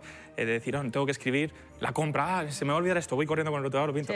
Y qué poco aprovechado está, qué poca presencia. Vamos a darle un poco de protagonismo y vamos a hacer protagonismo con magia. ¿Cómo? Vamos a intentarlo. Vamos a improvisar un poquito. Venga. Y vamos a ver qué sale. De hecho, mira, voy a dibujarme aquí una cruz, que se vea bien. ¿Se ve? Sí. En todo momento, ¿no? Más o menos ahí, en cámara, sí, correcto. Perfecto. Y ahora te voy a pedir lo siguiente. ¿Tú sabes más o menos decirme cómo harían los zombies? O sea, la posición de los zombies así como un poco, ¿no? Así que esté más o menos ahí bien estirada. Quiero que cierre los puños, así, hacia abajo mejor, más fácil. Perfecto. Y quiero que elijas un puño. El que más te guste, elige uno. Perfecto, pues entonces el otro fuera, quédate con el que has elegido y vamos a intentar hacer lo siguiente. Mira, Paula, muy sencillo. Yo voy a coger la cruz, ¿vale? Vamos a intentarlo muy poco a poco y vamos a coger pigmentos. A la vieja escuela solo tenemos que quitar un poquito de tinta, se va viendo. No necesitamos quitarla toda, solo un poquito porque vamos a intentar hacer lo siguiente. Cogiéndolo de aquí, ya por aquí se va yendo poco a poco y quiero que me digas para cuando tú quieras. Para. Ahí casi al límite de la mano. Sí. Me has parado donde te ha dado la gana. Fíjate, Paula. Vamos a intentarlo. 1, 2 y 3. ¿Has sentido algo? No. No. Vale. No he sentido Por nada. aquí, si te fijas, se va yendo más, poco a poco. Vamos ahí en progreso, un proceso así, ya va un poquito, pero si todo ha salido bien, quiero que gires lentamente la mano. Si todo ha salido bien, quiero que gires lentamente y hagas No porque me lo hay creo. un sitio, y no uno cualquiera, sino donde me has parado, que ha aparecido la cruz. Oye, fíjate. Cosas. Yo es que alucino, ¿eh? De verdad te digo que entiendo que tendrá una explicación, pero que la magia es impresionante, ¿eh? Sí. Lo que hay que ver lo que se puede hacer con un rotulador. Pero bueno, impresionante. A ver, contadme un poquito más de esta jornada. Bueno, pues yo creo que como esta, ¿no? Magia está. como esta vamos a poder ver en esas jornadas que vais a celebrar en Pues breve. mira, magia de cerca, vamos a empezar, van a ser 2 funciones el mismo día, el 16 de noviembre. Vamos a empezar con lo que sería la gala familiar infantil, que será a las 12 de la mañana, donde haremos magia, pues obviamente a los protagonistas de la familia, los más peques y tal, pero los adultos van a ser un peque más, ¿eh? También hay que decirlo. Es una magia que va a estar más o menos estimada 1 hora de duración, donde habrán 5... De 12 a 1, ¿no? Sí, Más o menos. aprox. Al final siempre nos encanta improvisar en el momento y si se alarga, se alarga. Pero bueno, eso es spoiler simplemente. Seremos 4 magos que vamos a estar ahí actuando en la gala familiar infantil, donde pues verán diferentes tipos de magia dinámicas y orientada para ese público familiar. Va a estar muy Diferentes tipos como cuáles, por ejemplo. ejemplo, Elías? Bueno, pues a ver, es que no quiero hacer mucho spoiler, Bueno, pero de cartas, ¿no? Yo siempre dice... Cartas poco, es fíjate. en el única gala que se va a ver poca carta, porque al final orientado al niño intentamos pues desde Acercaros cosas más, ¿no? con Que pañuelos, incluso a lo mejor a algún tipo de... ¿cómo decirlo? Alguna mascota que hable, por decirlo de algún modo, ¿no? Bueno, no desvelen más. Hay de todo, hay de todo. Hay que mantener la intriga, Sí, hay que sí, ir. sí. ¿Dónde es, por cierto? En la Sala Maynaque, estamos hablando que está por la zona de Capuchinos, más o menos ahí en Málaga. Sí, sí. En la Sala Joaquín Elejar. Ajá.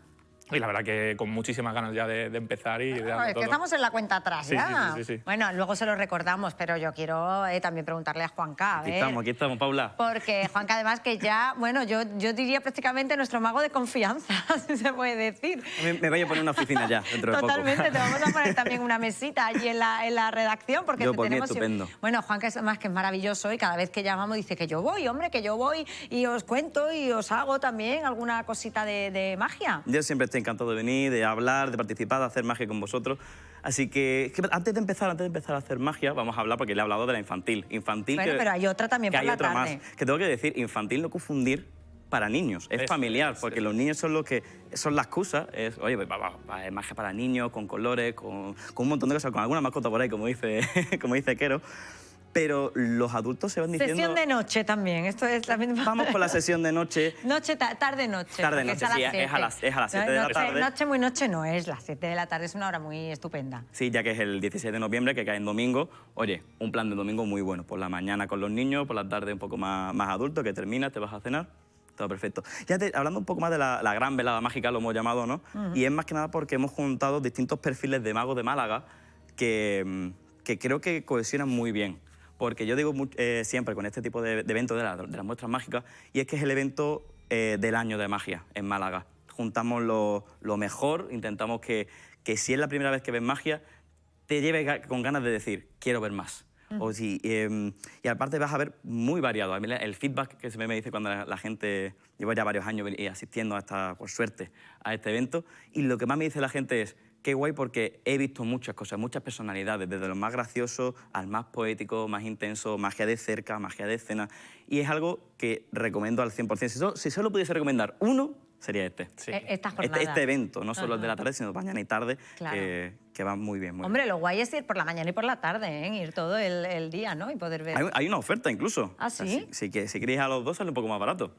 Bueno, pues ahí lo dejamos, ahí lo dejamos. Tampoco es muy caro, ¿no? Entiendo. No es muy caro, no. Son 12 euros la entrada. Normalmente suele ser un poquito más caro los shows de magia, pero al fin y al cabo esto es para recaudar fondos para la Asociación de Magos de Málaga. Ahora te preguntaré un poco también por la asociación y la labor que hace la asociación, que también es muy importante. Muy importante, Juanca, sí. Y son 12 euritos, que tampoco veo yo que sea... Totalmente. Son 12 euros por separado, pero si queréis a las dos son 20 euros. Oye, que es un dinerillo que te ahorra, que está muy bien. Nada, y además un planazo y tienes todo el día. O sea, luego te vas a comer por allí cerquita y vuelves otra vez por la tarde. Sí, a ver, Juanca, que te estás resistiendo. ¿No quieres hacer...? Empiezo ya. Juanca se está resistiendo. Espérate, que te voy a contar, que te voy a seguir contando. Bueno, venga, vamos a darle, Paula. Que es lo que a mí me gusta. Bueno, a mí Quero me ha prestado pues, su tapete, su baraja, así que ¿qué parece si vamos con la baraja? Venga. Vamos a ello. A ver. Paula, ¿tú sabes cuáles son las cartas más importantes de la baraja? Hombre, por supuesto, los ases. Los ases. Vamos a encontrar de una manera no tan mágica, tal vez, porque vamos a buscarlo directamente. Mira, tenemos por aquí, tal vez, Mira, el as de corazones, tenemos el as que no de veía yo ninguno y digo, pero si no tiene... Me estaba asustando. Yo digo, pero si no tiene ases, Juanca, ¿qué baraja te has traído? Tenemos el as de diamante y, por último, el as de trébol, que nos van a ayudar a este juego. Fíjate que lo voy a dejar por aquí. Venga. Y ahora, bueno, lo importante también no es los ases, sino la carta que vas a coger tú ahora. ¿Vale? Quiero que cojas tú una carta, la que tú quieras. Puede mezclarse, puede hacer... La que sea. Hacemos así, una mezcla más profesional dentro de lo que cabe. Venga, perfecto. Y quiero que cojas una carta, la que tú quieras. Pues esta. Mismamente. Venga. Quiero que la enseñes a cámara. Yo no miro. Yo no miro. ¿Bien? Sí. Estupendo. Y ahora la vas a perder por ahí. Venga. Y ya en este momento yo me despreocupo, porque a mí me da igual. A volar. Yo tengo que hacer un esfuerzo para que no se me olvide, ¿eh? Fíjate que yo no sé la carta, pero la baraja sí. No solo la baraja, sino que también los ases. Los ases pueden saber también qué carta es. Sí. Porque tu carta puede ser de trébol, de corazones, de pica, de diamante, en fin. La cosa está en que yo le voy a preguntar a la baraja cuál es tu carta. Vamos primero con los ases. Venga. Fíjate. ases. ¿Cuál es la carta? ¿De qué palo es la carta de Paula? Y fíjate, porque un as se da la vuelta. No es diamantes, no es picas y tampoco corazones. Yo creo que tu carta es de trébol. ¿Puede ser? Sí. Puede ser, puede ser. Vamos con la carta. Venga. Baraja. ¿Cuál es la carta de Paula? Y fíjate, porque ahora una carta se da la vuelta. Aquí que se vea.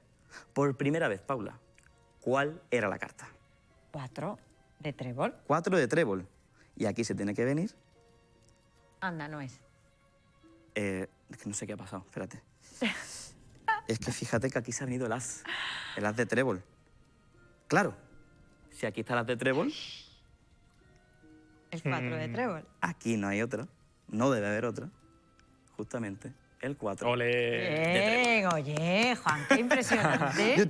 No me esperaba esto, ¿eh? Me quedo muerta, yo siempre lo digo, es impresionante la labor que hacen. Además, ¿cuántas horas dedicáis a la magia? Juanca, Elías, a ver.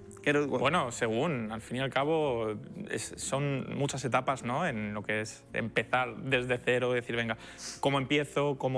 ¿Qué horas dedico? Al final, ¿qué quiero preparar? ¿Qué quiero ensayar? Pero prácticamente yo creo que a nivel, podría hablar casi por todos los magos, siempre tenemos la cabeza dando vueltas de cómo mejorar, cómo practicar, aunque no estemos haciéndolo físicamente, decir, pues espérate, yo si esto lo hago de esta manera o con esto puede mejorar muchísimo. Entonces siempre tenemos esa visión, pero bueno, cerca de por lo menos la horita diaria, que nunca puede faltar, tiene que estar ahí.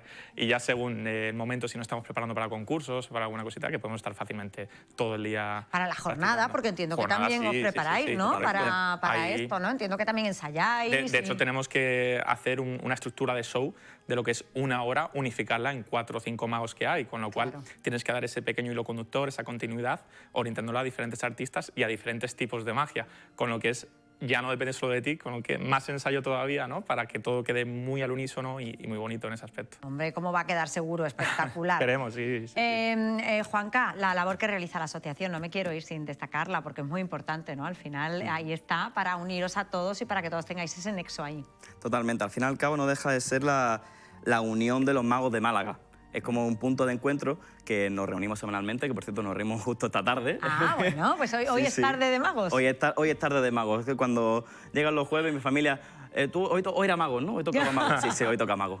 Sabes que llego tarde a la casa. Y os reunís una vez a la semana. Una vez a la semana para ir... y tengo una temática. Oye, vamos a hablar hoy de este gesto de magia, oye, qué estás ensayando, qué libro me recomiendas. Y la verdad que es muy bonito. Yo creo que hemos hecho una piña muy bonita. La parte de compañeros ya somos amigos y pasamos un muy buen rato. Comentábamos antes también por ahí en radio que en el círculo no se aprende magia, no se viene a enseñar, no hay profesores, es realmente un momento de reunión. Pero sí es cierto que en el Yo Mago hay un antes y después de entrar a la asociación. Porque claro, antes de entrar a la asociación estás solo, no sabes qué hacer, no sabes qué hago ahora, tal. ¿Qué pasa? Entras y empiezas a ver a gente, a ver colegas y mejora esto. Y los magos tenemos una cosa muy chula y esa de formación profesional, y es que cuando vemos algo, como ya hemos visto mucho, que tampoco voy a decir que somos aquí los mejores magos, ¿no? Pero sí sabemos decir, uy, esto lo puede mejorar, uy, esto está muy chulo. Y al fin y al cabo, pues da ese gusanillo a seguir, ¿no? Porque al fin y al cabo no deja de ser una afición, hay gente que es su trabajo, pero a lo que nos tomamos como afición, pues nos gusta el poder hablar con tanta pasión de lo que nos gusta y el compartirlo con gente que es lo mejor.